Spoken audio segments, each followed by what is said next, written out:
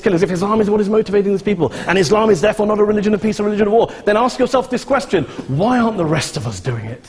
Why is it such a tiny minority of Muslims are interpreting their religion in the way that the opposition claim they are? Let's assume there are 16,000 suicide bombers in the world. There aren't. Let's assume there are for the sake of argument.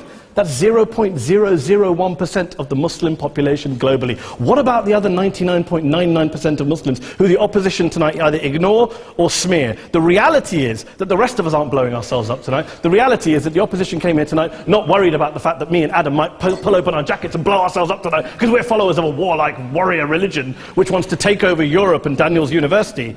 The issue is this. The issue is this.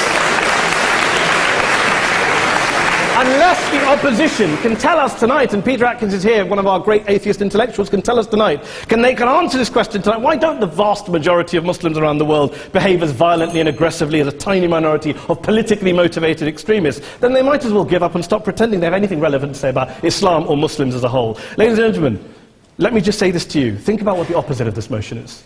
If you vote no tonight, think about what you're saying the opposite of this motion is. That Islam isn't a religion of peace, it's a religion of war, of violence, of terror, of aggression. That the people who follow Islam, me, my wife, my retired parents, my 6-year-old child, that 1.8 million of your fellow British residents and citizens, that 1.6 billion people across the world, your fellow human beings, are all followers, promoters, believers in a religion of violence. Do you really think that? Do you really believe that to be the case? They say that in the Oxford Union, the most famous debate was in 1933, when Adolf Hitler looked out for the result of the King and Country motion, where they voted against fighting for King and Country, and Hitler was listening out for the result. Well, tonight, 80 years on, there are two groups of people around the world who I would argue are waiting for the result of tonight's vote. There are the millions of peaceful, non-violent, law-abiding Muslims both in the UK, Europe, Asia, Africa and beyond, who see Islam as the source of their identity, as a source of spiritual fulfillment, of hope, of solace.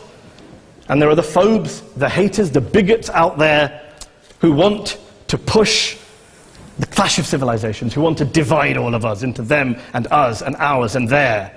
Ladies and gentlemen, I urge you all not to fuel the arguments of the phobes and bigots. Don't legitimize their divisions. Don't legitimize their hate. Trust those Muslims who you know, who you've met, who you hear, who don't believe in violence, who do want you to hear the peaceful message of the Quran as they believe it to be taught to the majority of Muslims, the Islam of peace and compassion and mercy, the Islam of the Quran, not of Al-Qaeda. Ladies and gentlemen, I beg to propose this motion to the House. I urge you to vote yes tonight. Thank you very much for your time.